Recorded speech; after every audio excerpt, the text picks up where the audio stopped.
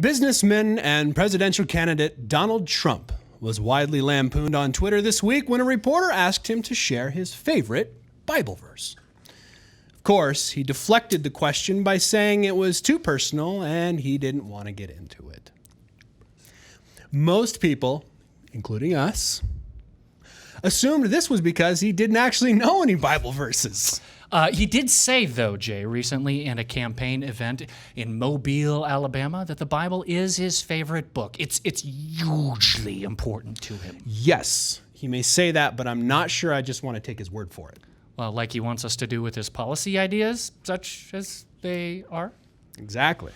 Well, so being the helpful guys we are, Jay and I thought we'd offer a few Bible verses for Mr. Trump to memorize for those occasions when he gets blindsided with the old tried and true name your favorite Bible verse question from journalists. It's a sticky one. The Bible contains a lengthy book of ancient wisdom that even makes memorization easy and fun.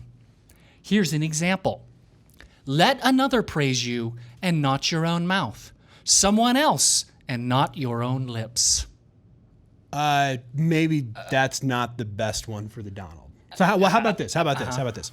Gray hair is a crown of splendor. It is attained by a righteous life. Oh, now that's not nice at all, Jay. Are you saying that the Donald's infamous hair indicates some dubious moral qualities? Oh, no. I'm sure he dyes his hair.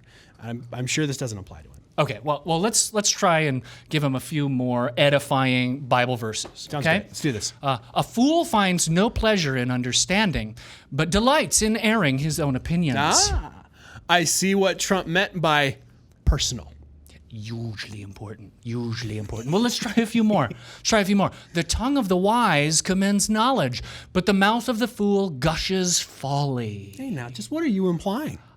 Even a fool is thought wise if he keeps silent, and discerning if he holds his tongue. Okay, now that's just not fair. That's not fair. The guy might run off at the mouth a little bit, but he has other admirable qualities. For instance, he often reminds us that he's rich. Very rich. Hugely rich. Of what use is money in the hand of a fool, since he has no desire to get wisdom? It's a lot of use. Just look at all those classy and luxurious buildings. Well, maybe not classy, but definitely, well, maybe not luxurious either. How much better to get wisdom than gold, to choose understanding rather than silver. Okay, Brian, but you got to admit, his money helps him get things done.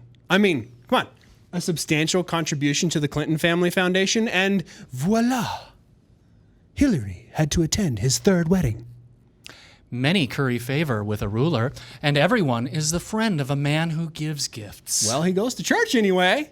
I know he said that he's never asked God for forgiveness or anything, but he did say he likes to have his little wine in little cracker.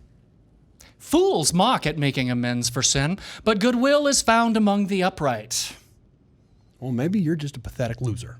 The proud and arrogant man, mocker is his name. He behaves with overweening pride. Dude, you just don't get it.